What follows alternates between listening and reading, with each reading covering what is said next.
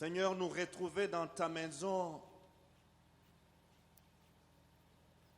ce n'est pas un hasard, mais c'est une grâce. Oui, Seigneur, c'est une grâce et un privilège.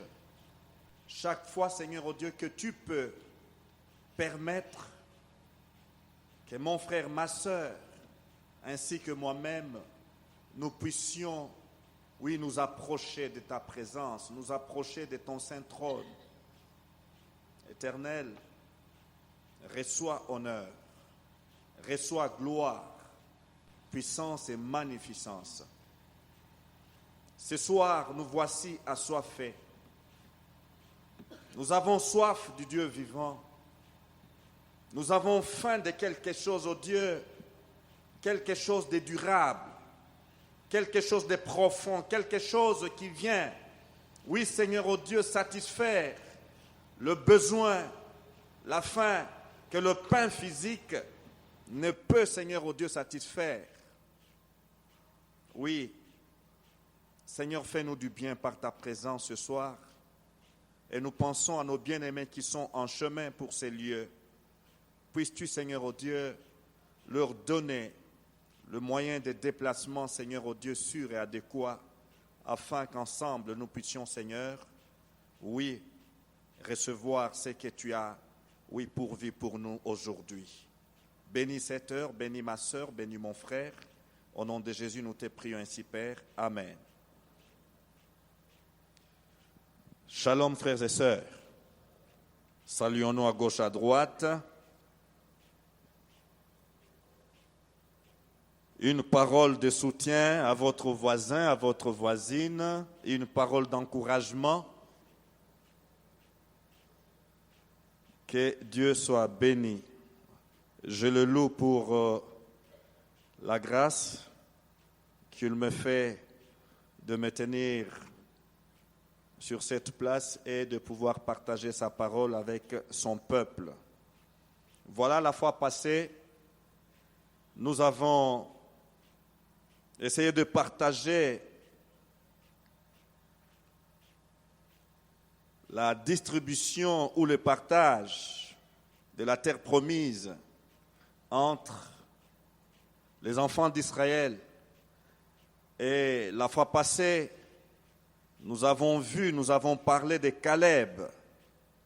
Oui, Caleb nous a donné un modèle de confiance en Dieu, un modèle de foi en Dieu, mais non pas de la foi comme n'importe quelle foi, mais la foi constante, la foi persévérante, car nous avons vu que ce Caleb à 40 ans, il était l'un des 12 espions qui ont été explorer la terre de Canaan.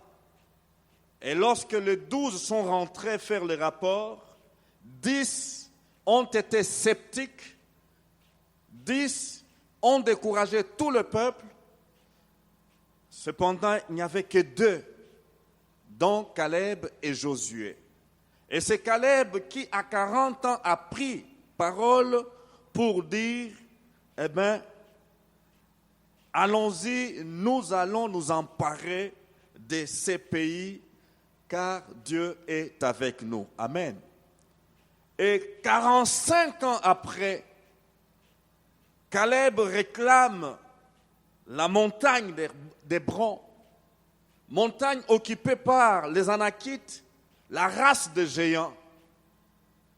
Caleb, sans tenir compte de son âge, Caleb a encore affirmé, si Dieu est avec nous, est avec moi, je chasserai ces géants de cette montagne et je prendrai possession de cette montagne. Alléluia.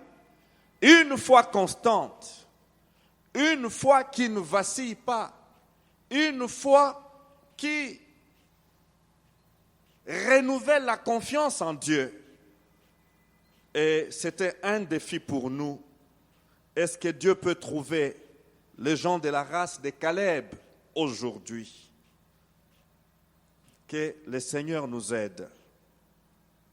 Il est le même hier, aujourd'hui et éternellement. Alléluia. Il est le même, lui, l'auteur et le consommateur de notre foi. Nous voulons progresser avec le chapitre 15. Josué chapitre 15.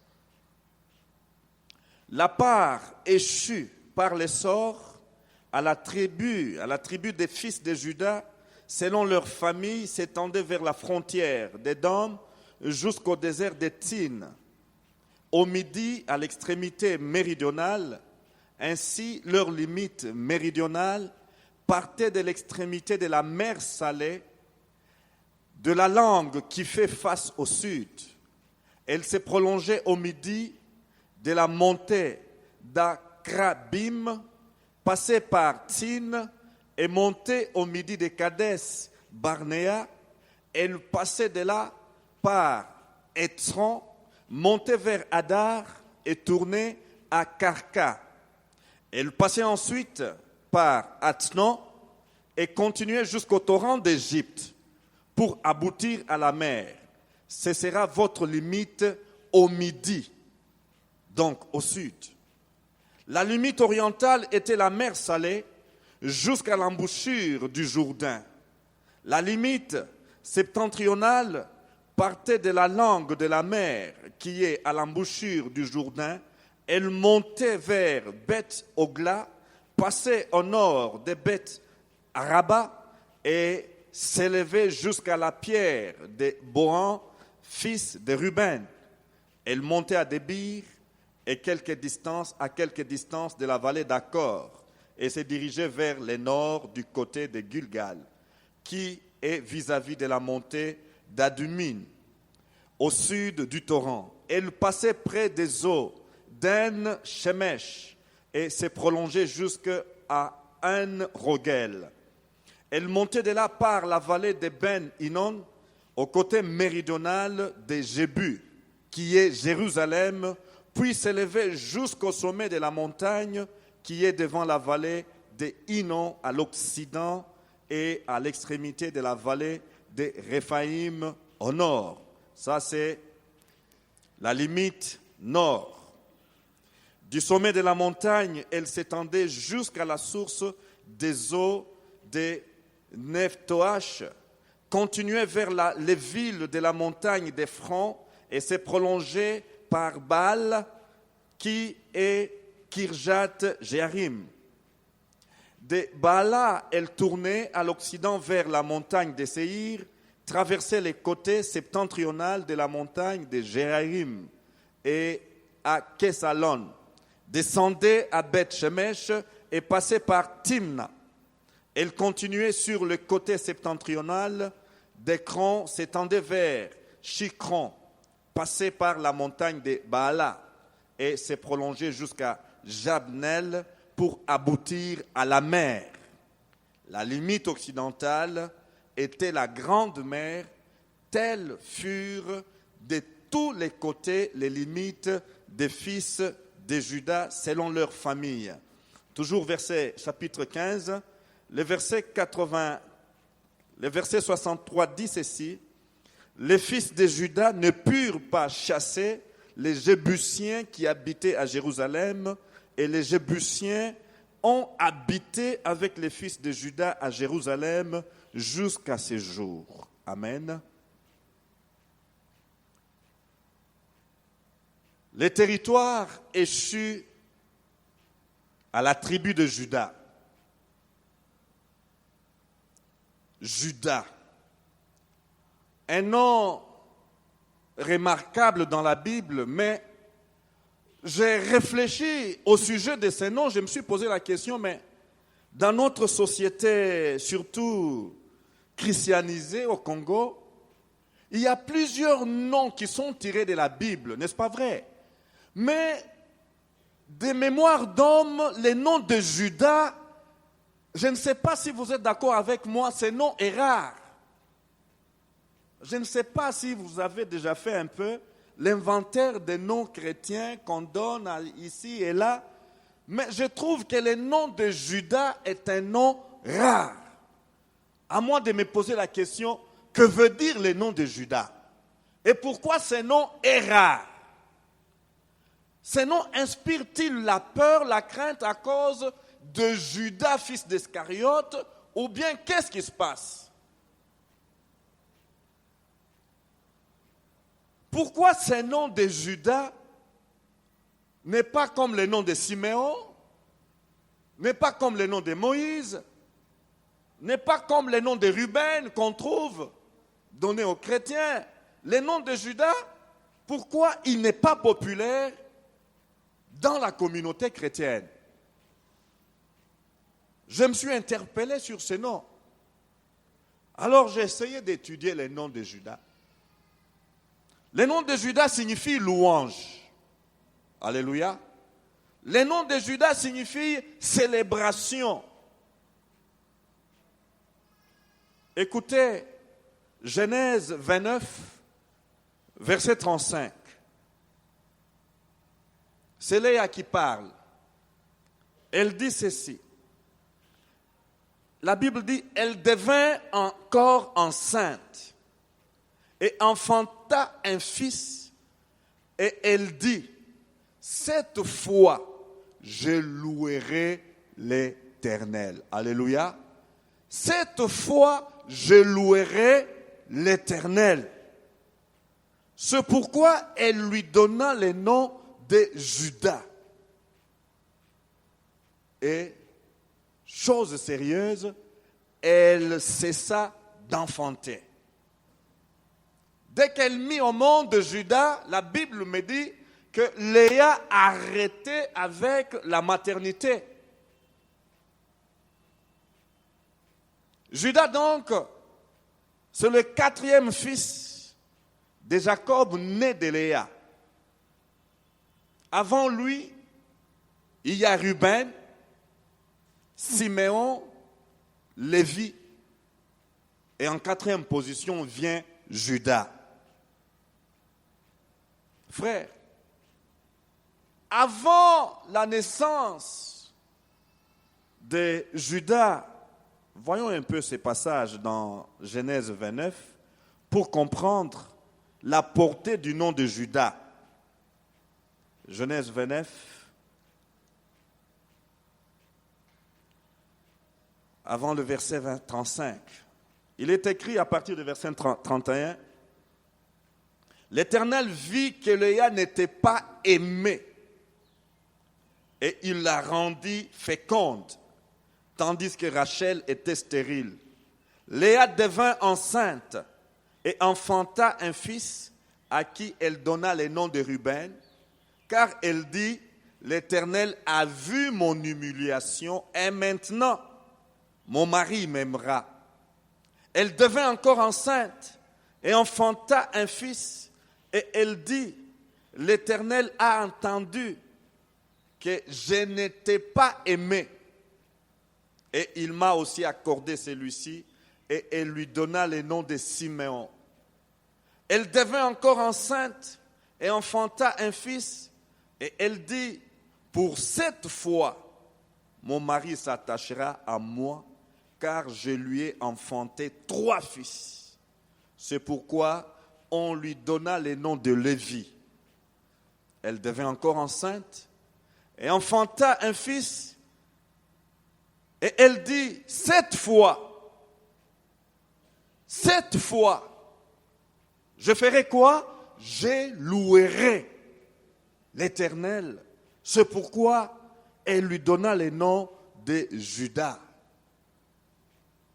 l'ancêtre de Jésus. Judas, l'ancêtre de David. Et je me suis dit, quand j'essaye d'évoluer avec Léa, je me dis, qu'est-ce qu'est un chrétien? Que veut dire la vie chrétienne? Je vois Léa qui vit l'humiliation. Je vois Léa qui vit la haine, le rejet. Mais à la 4e maternité, tout change. Léa dit, cette fois, je louerai l'Éternel. Alléluia. Cette fois, je louerai les... Donc, elle a arrêté de tourner les regards vers elle-même, vers sa situation. Elle a cessé de tourner ses yeux sur son état d'âme, sur son état d'esprit. Elle a pris ses yeux, elle a fixé ses yeux sur le Dieu vivant. Alléluia. Et dès qu'elle a eu cette attitude, eh bien, elle change de langage. Alléluia. Elle change de langage. Auparavant, elle s'est préoccupée. Comment? Plus de son mari. Elle s'est préoccupée plus de l'amour de son mari. Donc, on dirait que son mari, Jacob, représentait tout pour elle. J'ai vu l'humiliation, je ne suis pas aimé, je suis rejeté. Pendant 3 naissances, voilà ce qu'était la préoccupation, ce qu'étaient les préoccupations de Léa. Mais à la 4e maternité, à la 4e grossesse, eh bien, une lueur spirituelle, je dirais. Je dirais encore, une perception spirituelle, une révélation de Dieu s'est fait voir, est née en elle, et Léa change de langage, alors de manière radicale. Cette fois, je ne regretterai plus sur moi-même. Cette fois, je ne me lamenterai plus. Cette fois, je ne verrai pas ce qu'on fait de moi, mais cette fois, la louange à l'Éternel. Alléluia. Frères, sœurs, avant d'être chrétien, on a connu, certes, des humiliations. Avant d'être chrétien, certes, on a connu, oui, la haine, le rejet, le mépris. Mais lorsque les rejetons de David, alléluia, mais lorsque, oui, ces rejetons de Judas, Jésus-Christ, entre dans notre cœur, est-ce que nous devons garder le même langage? Est-ce que nous devons garder la même attitude? Non. Tout doit changer. Alléluia. Tout doit changer. Plus question de lamentation. Plus question de se ressasser d'humiliation. Plus question de se ressasser de rejet, de toutes ces choses subies. Non. Cette fois-ci, je louerai l'Éternel. Alléluia. Quelle merveilleuse attitude. Frère, j'essaie souvent de rentrer à moi-même et de faire l'introspection. Qu'est-ce que les lamentations apportent au cœur d'un homme? Alléluia.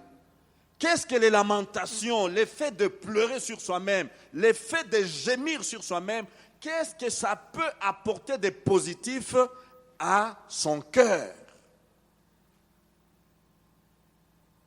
Rien du tout, sinon que de m'enfoncer et de m'enfoncer davantage. J'aime ces propos que Jérémie a dit dans les Lamentations, chapitre 3. Il dit, voici ce que je repasserai dans mon cœur. Alléluia. Voici ce que je repasserai dans mon cœur, ce qui me donnera de l'espérance. Alléluia. Voici ce que je repasserai dans mon cœur. les choses que je vais chercher à ressasser, à ruminer, des choses que je vais chercher à entretenir dans mon cœur. Quelles sont ces choses? Des choses qui m'abattent, des choses qui me terrassent, des choses qui me diminuent ou bien des choses qui me remontent. Alléluia. Jérémie dit, voici ce que je repasserai dans mon cœur, ce qui me donnera de l'espérance. C'est que les bontés de l'Éternel ne sont pas épuisées. Ses compassions ne sont pas à leur terme. Elles se renouvellent chaque matin. Alléluia. C'est un sujet merveilleux que j'étudie. Je me dis, enfant de Dieu, Dieu a tout pourvu pour notre bien-être. Alléluia. Dieu a tout pourvu pour notre bien-être présent et futur. Et cela se trouve dans sa parole. Et cela, c'est la réaction de Léa. Cette fois, je louerai l'Éternel. Oui, autrefois sans valeur, autrefois méprisé, autrefois rejeté. Mais lorsque Jésus vient dans mon cœur, je ne me considère plus rejeté. Je ne me considère plus humilié. Je ne me considère plus mal aimé, abandonné. Non. Je suis aimé du tendre Père céleste. Alléluia. L'amour de Dieu est plus que tout ce que le monde peut m'offrir. Et cet amour est suffisant pour me régaillardir. Que peuvent apporter les plaintes, que peuvent apporter les murmures dans la vie d'un enfant de Dieu? Il y a quelques mois, certainement au mois de mars passé, un homme de Dieu sur cette chaire a dit ceci. Vous vous souviendrez que les murmures font quoi? Ne font qu'élever les murs dans la vie des enfants de Dieu. Plus tu murmures, plus tu élèves toi-même des murs. D'où nous avons l'intérêt d'adopter ou de développer une attitude de louange, une attitude de reconnaissance envers Dieu. Et la louange sert de pont, joue le rôle de pont. Ô combien nous avons besoin d'apprécier Dieu, sa bonté, sa fidélité, sa grandeur, ses compassions, sa miséricorde. Frère, lorsque nous avons cette attitude de louange vis-à-vis de Dieu, cette attitude de reconnaissance, eh bien, cela chatouille les cœurs de Dieu. Alléluia. Cela chatouille les cœurs de Dieu. Les enfants qui nous diront, ça fait les digui-digui au cœur de Dieu. Alléluia. Contrairement aux murmures. 2 Chroniques, chapitre 20, nous donne là un exemple que les mêmes enfants de Juda ont expérimenté. Et cela converge bien avec les noms de Juda.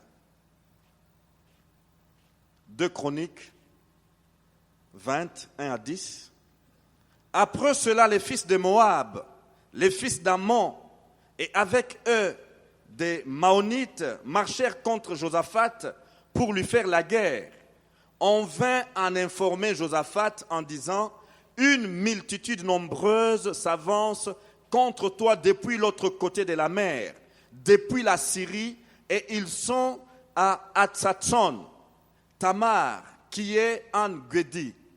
Dans sa frayeur, alléluia, dans sa frayeur, Josaphat se disposa à chercher l'Éternel et il publia un jeûne pour tout Juda. Juda s'assembla pour invoquer l'Éternel et l'on vint de toutes les villes de Juda pour chercher l'Éternel. Josaphat se présenta au milieu de l'assemblée de Juda et de Jérusalem dans la maison de l'Éternel devant le nouveau parvis. Et il dit, Éternel Dieu de nos pères, n'es-tu pas Dieu dans les cieux? Et n'est-ce pas toi qui domines sur tous les royaumes des nations? N'est-ce pas toi qui as en main la force et la puissance et à qui nul ne peut résister? N'est-ce pas toi, ô notre Dieu, qui as chassé les habitants de ce pays devant ton peuple d'Israël et qui l'a donné pour toujours à la postérité d'Abraham qui t'aimait? Ils l'ont habité et ils t'y ont bâti un sanctuaire pour ton nom en disant, s'il nous survient quelque calamité, l'épée, les jugements, la peste ou la famine, nous nous présenterons devant cette maison et devant toi, car ton nom est dans cette maison. Nous crierons à toi du sein de notre détresse et tu exauceras et tu sauveras. Maintenant, voici les fils d'Ammon et de Moab et ceux de la montagne de Séhir chez lesquels tu n'as pas permis à Israël d'entrer quand il venait du pays d'Égypte, car il s'est détourné d'eux et ne les a pas détruits.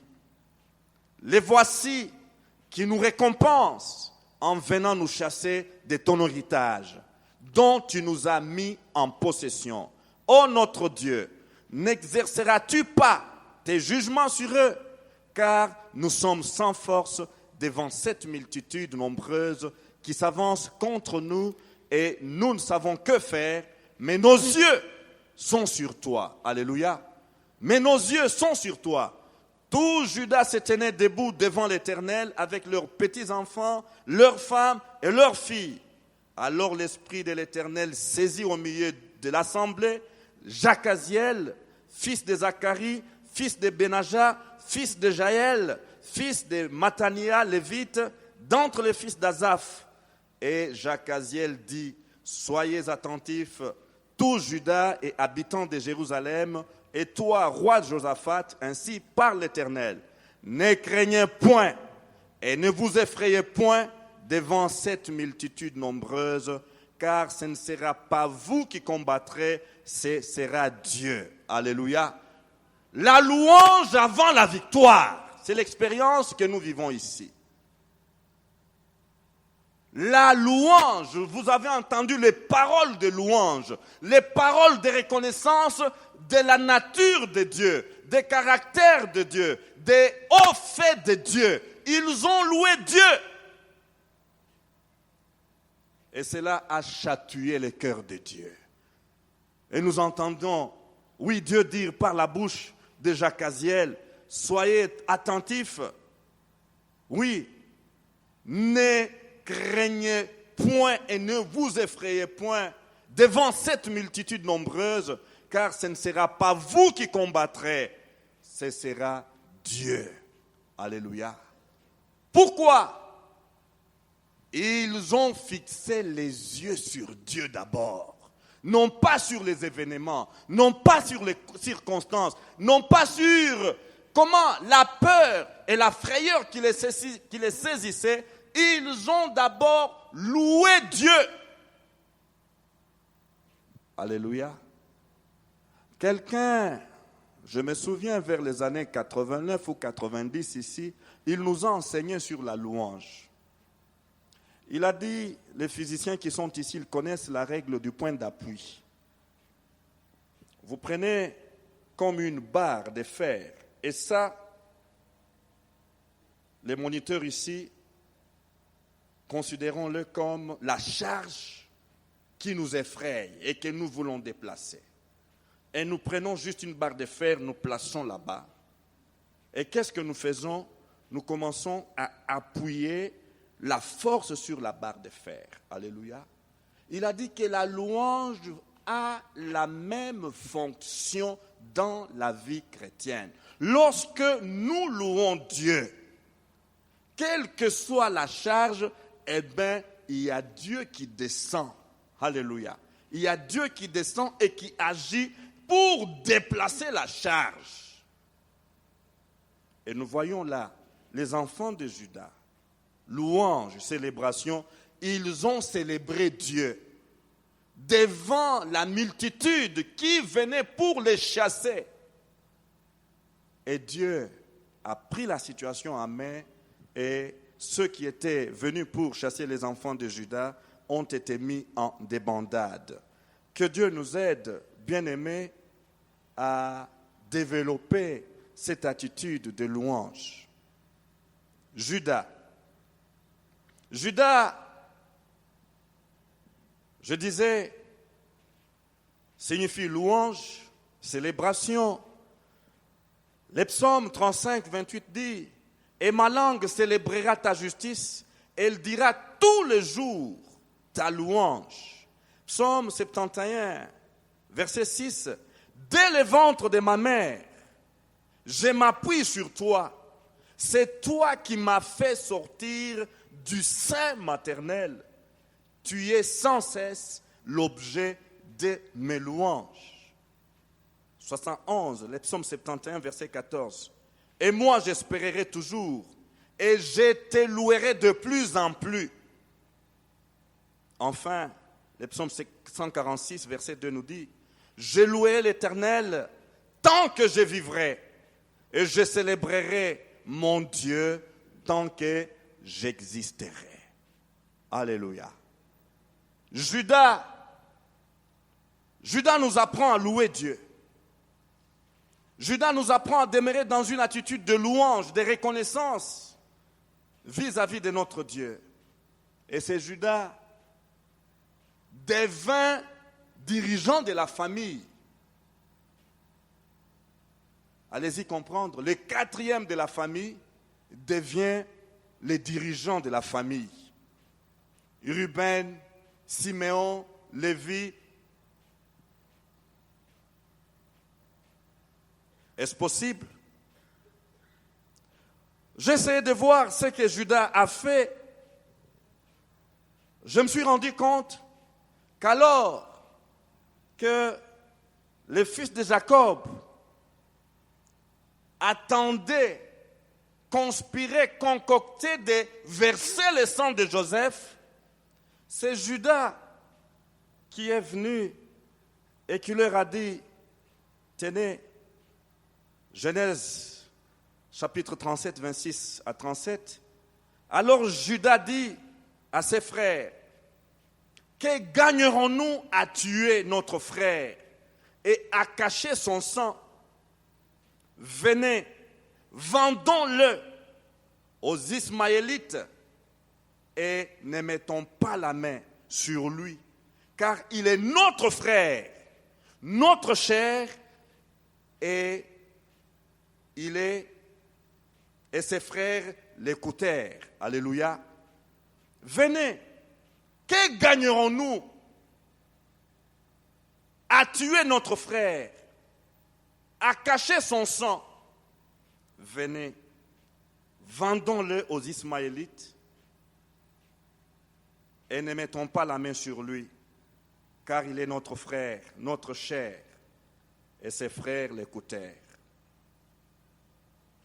Juda, lors de la deuxième descente en Égypte pour acheter des provisions, alors que les dignitaires d'Égypte leur a exigé d'amener leur cadet Benjamin, Ruben n'a pas parlé à Jacob, Siméon n'a pas parlé à Jacob, Lévi non plus n'a pas parlé à Jacob, c'est Juda qui est sorti devant.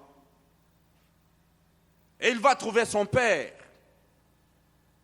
Laisse venir l'enfant avec nous, afin que nous levions et que nous partions, et nous vivrons, et nous ne mourrons pas, nous, toi et nos enfants. Genèse 43, 8. Et écoutez ce qu'il déclare. C'est moi qui me porte garant de lui.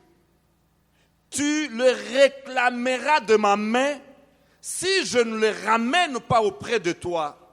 Et si je ne le replace pas auprès de toi, et si je ne le replace pas en ta présence, je serai toujours coupable envers toi. Nous voyons là Judas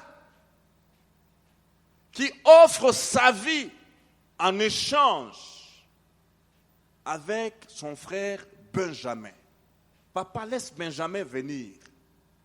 Qu'il vienne avec nous pour que nous allions acheter des provisions. Sinon, nous mourrions, toi et nos enfants.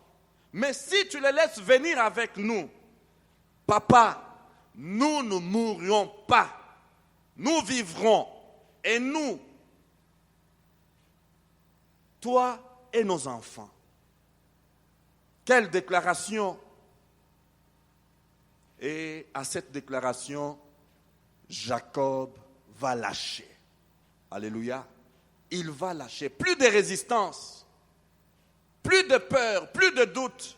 Il y a quelqu'un qui s'est porté garant. Alléluia. Frère, pesez un peu la vie de cet enfant-là. Le frère aîné est dans une situation dont on ne connaît pas. Jusque-là par le papa qui pleure et qui pleure. Mais sur les paroles de Judas, Jacob fait quoi? Fait confiance. Alléluia. Judas, oui. Judas a touché le cœur de Jacob. Et voilà au chapitre 49, lorsque Jacob, sentant son départ approcher, va appeler ses enfants pour les bénir. Et que dit-il de Judas? Genèse 49, 8. Judas, c'est toi que les frères célébreront. Alléluia. Les noms qui veut dire louange et célébration, dans la formule de bénédiction, Jacob retourne la louange sur Judas. C'est toi, Judas, que les frères célébreront. La version du Semeur dit ceci: ô toi, Judas, tes frères te rendront hommage. Et le français courant: Judas, tes frères chanteront tes louanges. Et la version TOB: Judas, c'est toi que tes frères célèbrent. Alléluia. Pourquoi? Est-ce que c'est parce qu'il mérite? Je ne crois pas. Mais c'est le choix souverain de Dieu. Alléluia. Et il continue. Ta main sera sur la nuque de tes ennemis. Les fils de ton père se prosterneront devant toi. Judas est un jeune lion, symbole de royauté. Le roi des animaux, les lions. Et le verset 10 du chapitre 49 dit: les bâtons des commandements ne s'écartera pas de Judas. Parole prophétique, parole messianique du rôle de Judas. Et il est dit: ni l'insigne des législateurs d'entre ses pieds, jusqu'à ce que viennent les Shiloh et que les peuples lui obéissent. Là, il s'agit de Jésus, qui est descendant de cette tribu de Judas. Frères, sœurs, je voulus nous présenter succinctement la personne de Judas. Il y a beaucoup de choses à dire. Judas n'est pas que perfection, non. Il a commis des délits.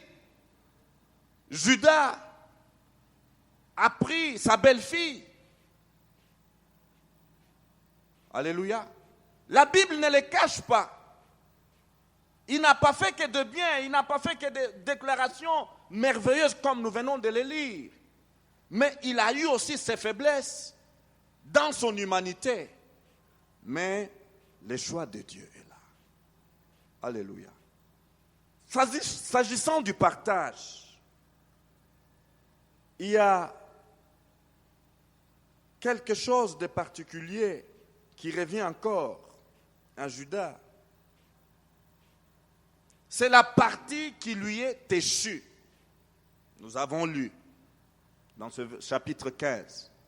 La partie qui revient à Judas, c'est la partie, la meilleure partie de la terre promise. C'est la partie, je dirais, la plus noble de toutes les parties de la terre promise. Et on dirait que Judas a eu la part du lion, le plus grand morceau. Nous voyons cette partie qui s'étend depuis la frontière de l'Égypte au sud. Lorsque vous regardez dans la cartographie à la fin de votre Bible, vous pouvez voir la carte du partage de la terre promise. Vous verrez que la frontière ou la limite sud touche la mer Rouge. Depuis la mer Rouge, et il faut monter jusqu'au nord, vers l'embouchure du fleuve Jourdain, comme limite nord. Et limite occidentale, c'est la grande mer, la mer Méditerranéenne. Les limites fixées par Dieu. Et la limite orientale, c'est la mer Salée ou la mer Morte. Mais de toutes ces limites, comme nous avons dit la fois passée, les enfants d'Israël n'ont pas tout gagné. Alléluia.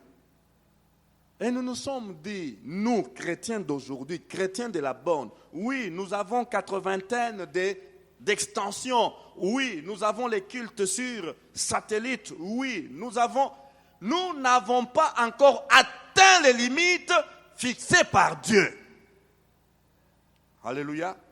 Nous n'avons pas encore atteint nos limites. Gardons la proportion des choses. Dieu nous a fixé des limites. Mais ne ramenons pas les limites de Dieu à nos limitations. Alléluia. Certes, nous sommes limités dans notre humanité, mais ne ramenons pas les limites de Dieu à nos limitations. Au contraire, prions Dieu pour que Dieu étende nos limites et que nous allions vers les limites que lui nous a fixées. Alléluia. Regardez, à la fin de la Bible, vous trouverez la carte.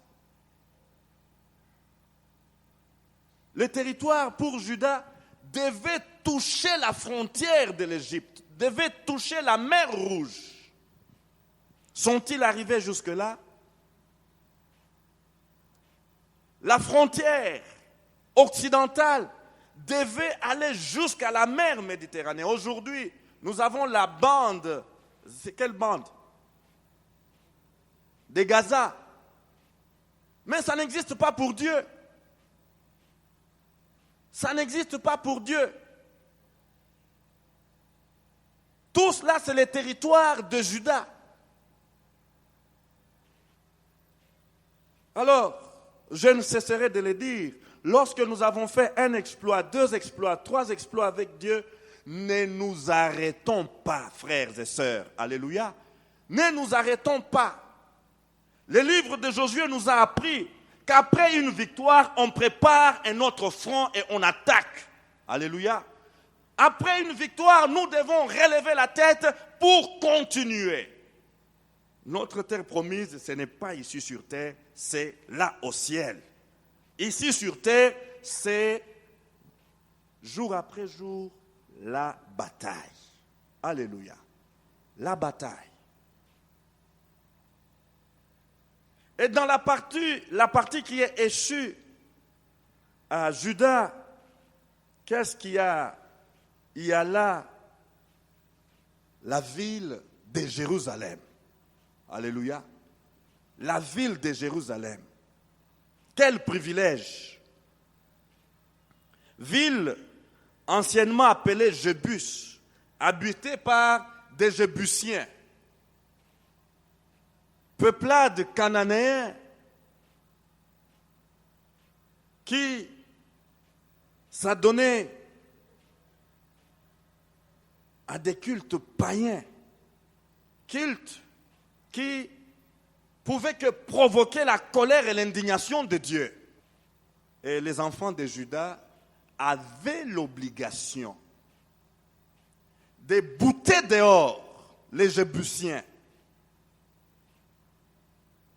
Mais trop malheureusement, nous l'avons lu dans le dernier verset, le verset 63, les fils de Juda ne purent pas chasser les Jébusiens qui habitaient à Jérusalem.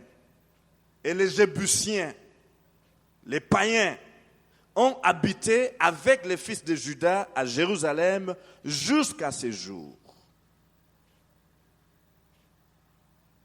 Combien cela doit nous interpeller, nous enfants de Dieu, nés de nouveau. Quelles sont ces peuplades qui devaient être chassées de notre cœur pour que le roi de gloire, le Seigneur Jésus, règne en seul maître dans notre cœur. Mais nous n'avons pas chassé ce peuplade-là dans notre cœur, de notre cœur. Et depuis lors, nous pouvons beau dire, nous sommes chrétiens, mais ils sont là. Et quand ils refont surface, nous sommes noyés.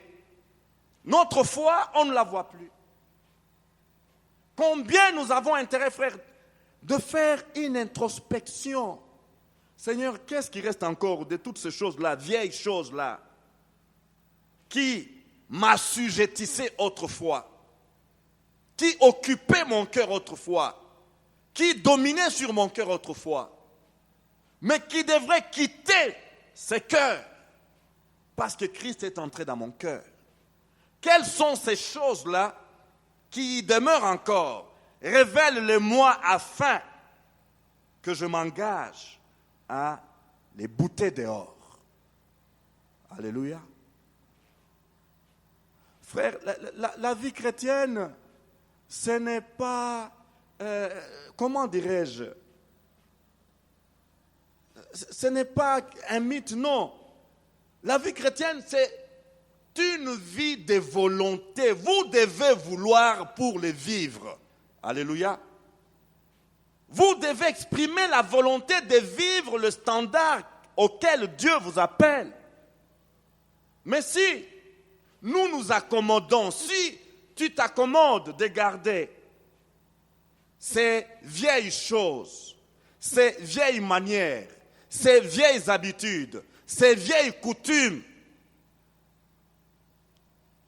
ces possessions même mal acquises, et tu n'exerces pas un acte de volonté pour dire non, en tant qu'enfant de Dieu, je ne mérite pas de garder telle chose. En tant qu'enfant de Dieu, je ne suis pas digne, oui, de continuer à vivre selon telle habitude, telle coutume. Eh bien, tu vas rester là. Alléluia. Les limites. Les limites. Pourquoi dans ces livres on parle tant des limites? Frontière nord, frontière sud, frontière est, ouest. Frère, les gens qui ont été mordus, qui ont connu des problèmes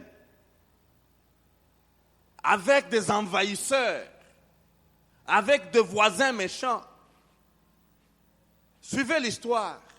Vous allez vous rendre compte que ces gens sont très, très sérieux dans la gestion de leurs frontières. Alléluia. Regardez Israël. Comment là où il y a, ils se mettent à élever donc des murailles pour dire, nous ne voulons pas que ces gens-là donc passent dans notre côté. Alléluia.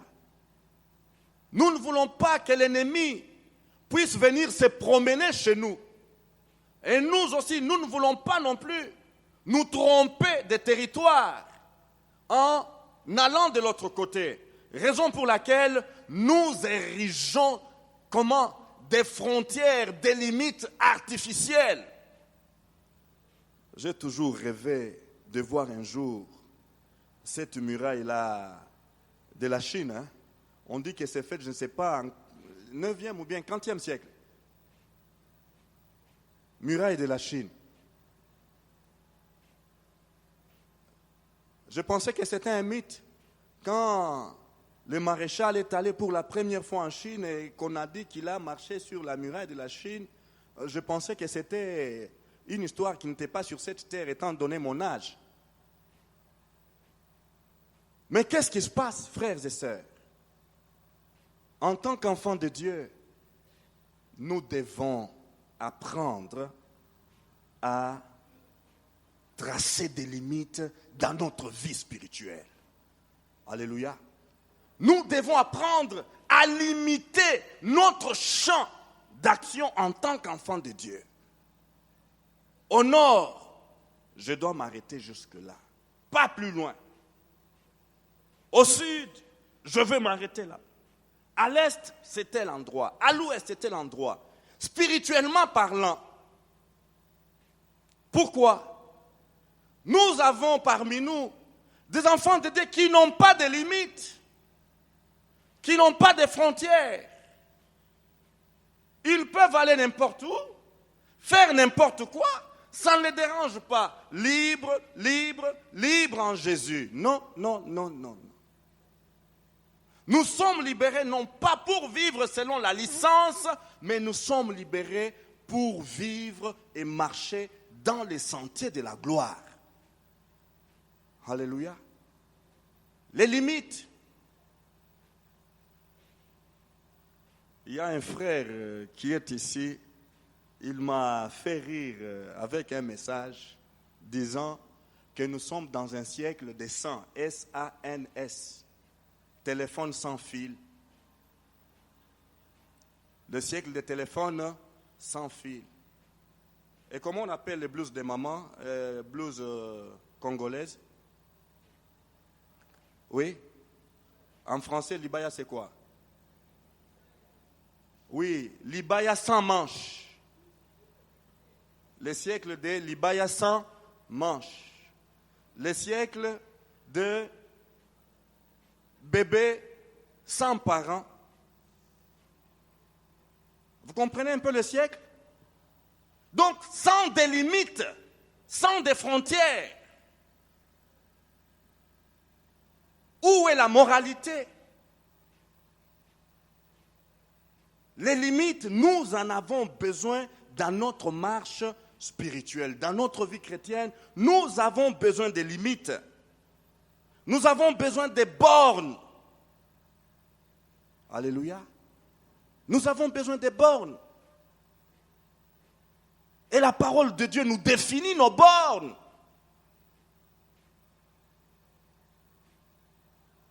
La parole de Dieu nous définit ce qui est agréable à Dieu et ce qui est agréable aux hommes. Ce que les enfants de Dieu peuvent vivre, peuvent dire, peuvent faire. Tout ça, ce sont nos limites que nous devons conserver. Frères, sœurs, nous avons besoin d'établir des limites. Nous avons besoin d'avoir ces limites et lorsque nous avons établi des limites, ces limites vont nous préserver de sortir de notre territoire. Alléluia. Ces limites vont nous aider à surveiller notre territoire afin que l'ennemi ne vienne pas entrer dans notre territoire. Il y a ceux qui sont de l'armée, ils savent ce qu'on appelle si c'est DCA ou quoi. Dès qu'un avion survole l'espace aérien, sans autorisation, on tire. N'est-ce pas? On ne peut pas survoler l'espace aérien sans autorisation. Frères, si nous n'avons pas de limites dans notre vie spirituelle, dans notre marche chrétienne, eh bien, je peux quitter ici, aller de l'autre côté, bousculer, et comment faire du n'importe quoi. Je ne me gênerai jamais. Et je vais laisser aussi les autres, parce que je n'ai pas établi de limites. Les autres viendront aussi entrer dans mon territoire, faire de n'importe qui, sortir comme ils veulent, quand ils veulent, faire de n'importe quoi. Ça ne me fera absolument rien. Pas vrai? Pourquoi? Parce que je n'ai pas délimité mon territoire. Frères et sœurs, que Dieu nous aide à comprendre que la vie chrétienne est une vie de louange. Alléluia. Non pas une vie de plainte. La vie chrétienne n'est pas une vie de plainte, n'est pas une vie de murmures, mais c'est une vie de louange. Rendez gloire à Dieu en toutes circonstances. Amen. Nous allons baisser nos têtes. Alors que nos têtes sont baissées, nous parlons à Dieu. Qu'est-ce que Judas vous dit? Êtes-vous encore à l'étape de Ruben pour ruminer l'humiliation? Êtes-vous encore à l'étape de Siméon pour ressasser la haine, le mépris? Êtes-vous encore à l'étape de Lévi pour ressasser les rejets? Ou bien vous êtes effectivement dans l'étape de Judas pour louer Dieu?